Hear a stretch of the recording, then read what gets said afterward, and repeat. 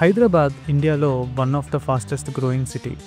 IT jobs, pharma exports, tasty biryani ఇవన్నీ హైదరాబాద్కి unique చామ్ని తీసుకొచ్చాయి. కానీ ఈ ర్యాపిడ్ గ్రోత్ ఒక ఇష్యూని కూడా తీసుకొచ్చింది. అదే హెచ్సియు దగ్గర ఉన్న 400 acres ఆఫ్ ల్యాండ్ కాంట్రవర్సీ. ఈ ల్యాండ్ కోసం స్టూడెంట్స్ ప్రొటెస్ట్ చేస్తున్నారు. గవర్నమెంట్ బుల్డోజర్స్ పంపించింది. సోషల్ మీడియాలో వైరల్ అయింది. అయితే ఈ ఇష్యూలో గవర్నమెంటే విలనా, లేదా ఒక పొలిటికల్ గేమా, లేదంటే నిజంగానే ఎకాలజికల్ థ్రెట్ ఉందా? ఈ వీడియోలో డీటెయిల్గా డిస్కస్ చేద్దాం.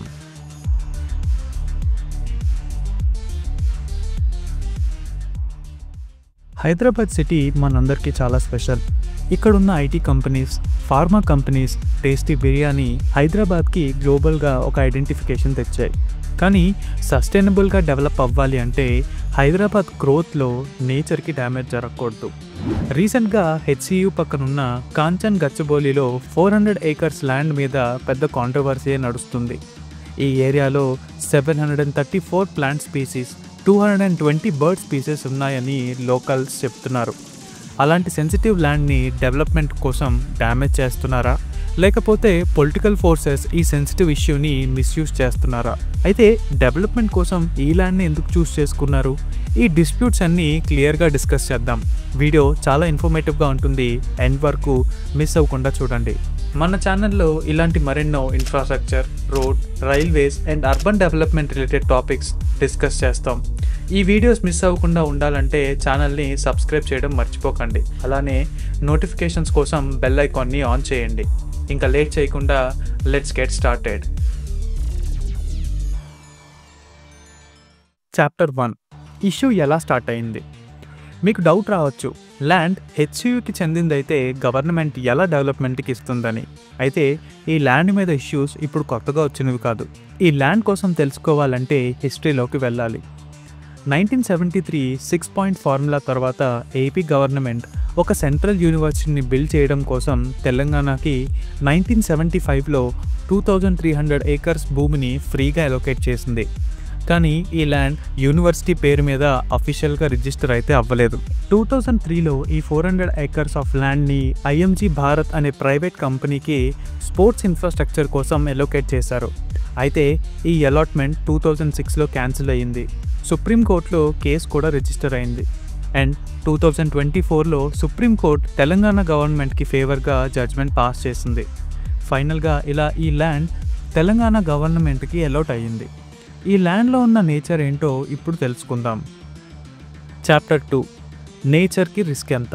ఈ 400 acres ఆఫ్ ల్యాండ్లో deers, peacocks, Indian hare, wild boar, mongoose, స్నేక్స్తో పాటు 734 ప్లాంట్ స్పీసీస్, 220 బర్డ్ స్పీసీస్, అంతరించిపోతున్న ఇండియన్ స్టార్ టార్టాయిస్ లాంటి యానిమల్స్ ఉన్నాయని క్యాంపస్ డాక్యుమెంట్స్లో రికార్డ్ అయింది.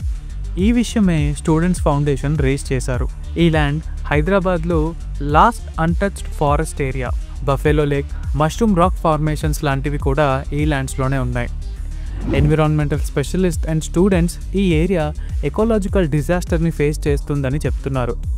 వాటా ఫౌండేషన్ ఈ ల్యాండ్స్ని నేషనల్ పార్క్గా డిక్లేర్ చేయాలని డిమాండ్ చేస్తున్నారు. స్టూడెంట్స్ కూడా ప్రొటెస్ట్ చేస్తున్నారు. అయితే గవర్నమెంట్ రెస్పాన్స్ ఏంటో ఇప్పుడు తెలుసుకుందాం. Chapter 3, students protest and governments response. March 30, 2025 నుంచి స్టూడెంట్ క్లాసెస్ని బాయ్కాట్ చేసి ప్రొటెస్ట్లు స్టార్ట్ చేశారు.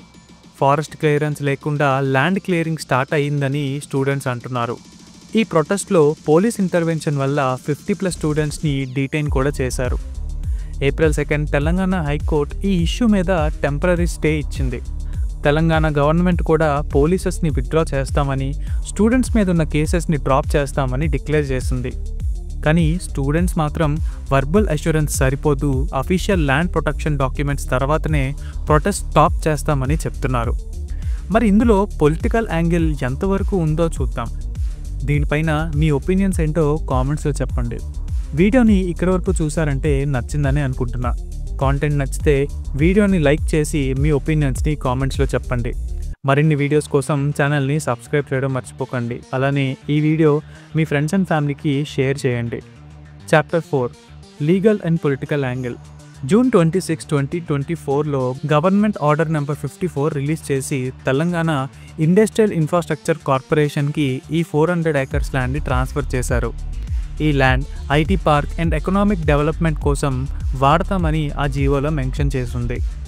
తెలంగాణ గవర్నమెంట్ అన్యూస్డ్ ల్యాండ్ని ప్రొడక్టివ్గా మార్చడం వల్ల హైదరాబాద్ గ్రోత్కి యూజ్ అవుతుందని చెప్తుంది. కానీ అపోజిషన్ పార్టీస్ మాత్రం ఇది గ్రీన్ మర్డర్ అని, రూలింగ్ పార్టీ రియల్ ఎస్టేట్ గ్రూప్స్తో కలిసి నేచర్ని రెస్టోర్ చేస్తుందని క్రిటిసైజ్ చేస్తున్నారు. యూనివర్సిటీ అథారిటీస్ కూడా రెస్పాండ్ అయ్యి లాస్ట్ 10 yearsగా ఉన్న ఈ ల్యాండ్ని అఫీషియల్గా డిక్లేర్ చేయమని రిక్వెస్ట్ చేస్తున్నారు. ఈ ప్రాసెస్ డిలే అవ్వడానికి అడ్మినిస్ట్రేటివ్ నెగ్లిజెన్సీయే రీజన్ అని చెప్తున్నారు. ఇలా ఈ ల్యాండ్ అటు గవర్నమెంట్కి ఇటు యూనివర్సిటీకి మధ్య నలిగిపోతుంది. Chapter 5 why only this land. Kanchan Gachibowli ల్యాండ్ని టార్గెట్ చేయడానికి main reason prime location. IT కారిడార్కి దగ్గరగా ఉన్న ఈ ల్యాండ్కి రియల్ ఎస్టేట్ గ్రోత్ పొటెన్షియల్ చాలా ఎక్కువ. ఈ 400 acres ఆఫ్ ల్యాండ్లో ఇన్ఫ్రాస్ట్రక్చర్ డెవలప్ చేస్తే thousands of crores వాల్యూని జనరేట్ చేస్తుంది. ఎన్విరాన్మెంట్ స్పెషలిస్ట్ ఇలానే అవుతుందేమో అని భయపడుతున్నారు. మనీ డామినెన్స్ వల్ల నేచర్కి లాస్ జరుగుతుందని వాళ్ళు చెప్తున్నారు. ఆల్రెడీ గచ్చిబౌలి, నానగరంగూడ ఏరియాస్లో గ్రీనరీ చాలా తగ్గిపోయింది. అట్లీస్ట్ ఈ ఏరియాని అర్బనైజ్ అవ్వకుండా ప్రొటెక్ట్ చేయాలని డిసైడ్ అయ్యారు. ఫ్యూచర్లో సిటీకి ఆక్సిజన్ జోన్స్ కావాలంటే ఇలాంటి ఏరియాస్ని సేఫ్గార్డ్ చేయడం చాలా important. That's all for today's video guys. ఈ వీడియో నచ్చితే లైక్ చేయండి, మీ ఫ్రెండ్స్ అండ్ ఫ్యామిలీకి షేర్ చేయండి. మరిన్ని ఇంట్రెస్టింగ్ వీడియోస్ కోసం ఛానల్ని సబ్స్క్రైబ్ చేయడం మర్చిపోకండి. నెక్స్ట్ వీడియోలో కలుద్దాం. అంతవరకు తెలుగులోనే మాట్లాడుకుందాం. నేను మీ హోస్ట్ రాజారాం, సైనింగ్ ఆఫ్. జై హింద్.